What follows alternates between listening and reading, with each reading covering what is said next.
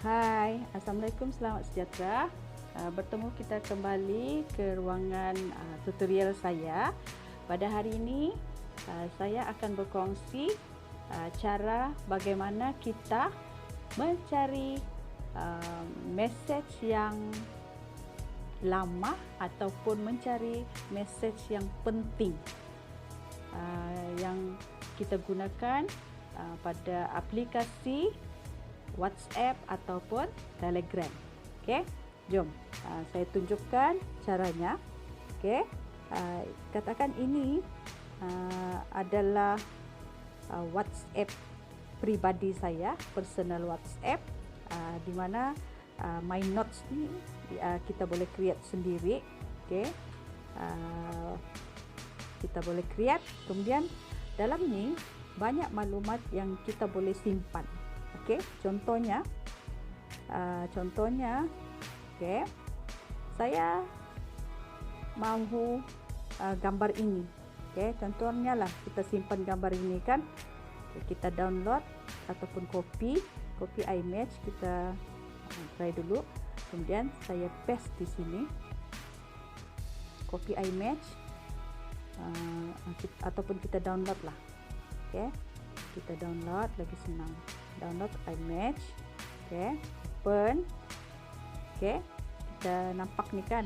Okey, kita boleh share dalam grup yang kita create tadi, di mana grup notes tadi itu. Okey, kita share dan simpan di sini. Okey, contohnya grup ini ataupun WhatsApp ini kita jadikan dia grup kan. Jadi apabila dijadikan grup, tentu ramai ahli di dalam itu. Jadi katakan gambar ini saya baru sahaja kongsikan kan. Jadi gambar ini sangat penting. Kemudian apabila ramai yang melihat dan membalas message, tentunya gambar ini akan terletak di atas. Jadi ahli yang baru masuk, yang message ini katakan 2-3 hari yang lepas, jadi terpaksa dia scroll dan sehingga dia akan jumpa maklumat peta bumi berganda ini. Ini biasanya berlaku kepada guru-guru lah dan murid-murid. Okey, jadi caranya senang sahaja. Bagaimana kita menyimpan message supaya semua ahli dalam grup itu dapat mencari semula dengan cepat. Okey, baik. Kita teruskan. Langkah pertama ialah kita klik pada message, highlightkan dia. Okay, selepas kita highlight, okey, kita akan nampak beberapa menu di sini. Satu ni maksudnya ialah maklumat yang kita ingin simpan tersebut. Okey, jadi contohnya gambar ini saya ingin simpan sebagai rujukan, maka selepas tu kita akan gunakan fungsi. Okey, jadi di sini dia banyak fungsi ni. Ini fungsi reply message, ini delete message, ini fungsinya forward message kan. Jadi banyak fungsi, dan salah satu fungsi yang ini pula kita boleh klik, klik to info dan share kan. Okey, tapi fungsi bintang ini, inilah yang kita katakan cara bagaimana kita mahu menyimpan message tersebut untuk rujukan kita pada masa akan datang.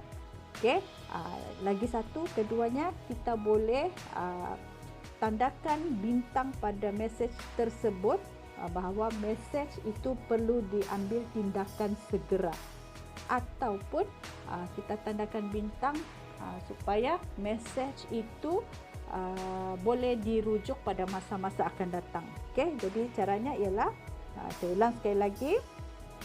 Katakan gambar ini sangat penting untuk rujukan semua orang.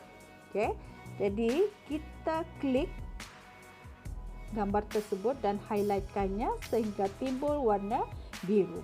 Okey, selepas itu kita gunakan fungsi bintang itu. Kita klik bintang itu tadi, maka kita sudah letakkan gambar ini sebagai message yang sangat penting. Okey, bagaimana ahli boleh merujuk? Di mana dia boleh mencari secara cepat, okey, selepas beberapa message yang masuk. Tentunya kalau dalam grup, message-message itu akan terpapar message yang terbaru saja, dan yang message yang 2-3 hari lepas dia akan berada di atas.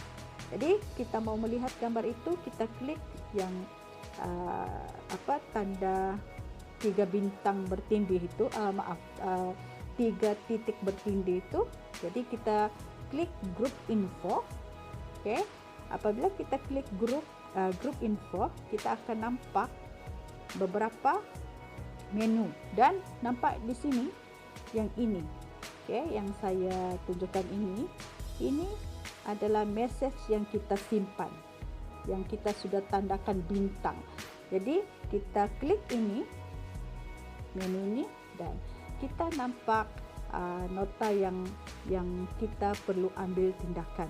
Okey, jadi ini cara bagaimana kita mencari apa-apa data atau maklumat dengan cepat tanpa kita perlu scroll.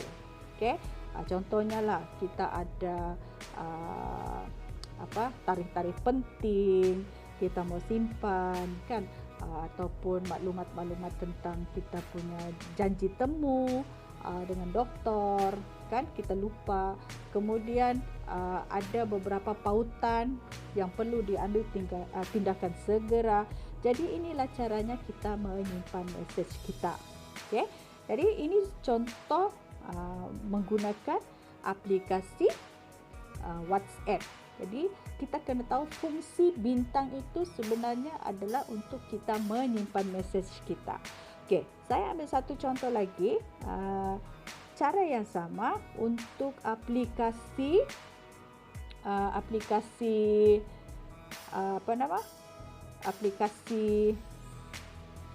Telegram. Okey, saya ambil contoh lah ya.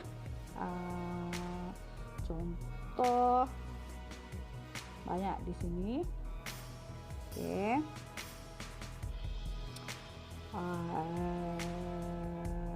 Contohnya, okey, kelas ini. Okey, contohlah kelas ni. Okey, dalam kelas ni saya mahu menunjukkan kepada murid bahawa surat ini adalah perlu dibaca. Okey, perlu dibaca. Okey, ini adalah surat maklumat kepada semua ibu bapa untuk menjelaskan kelas PDPR itu bermula 14 Jun hingga 16 Julai. Jadi saya mahu semua ahli dalam grup ini membaca surat ini, dan sekiranya ada yang tidak perasan dengan surat ni, maka saya akan pin dia. Okey, jadi kalau dalam Telegram kita akan pin message ini. Okey. Okey, lagi satu, kalau message ini kita forward, dia tidak boleh di pin. Okey, jadi caranya macam ni, senang saja. Okey, katakan saya ulang semula, kita share semula di kelas tersebut. Contohlah ya. Okey, kita send semula. Okey, yang ini. Okey, kita mau maklumat ini akan dibaca, disimpan. Maksudnya penting lah. Jadi kita klik saja macam tu.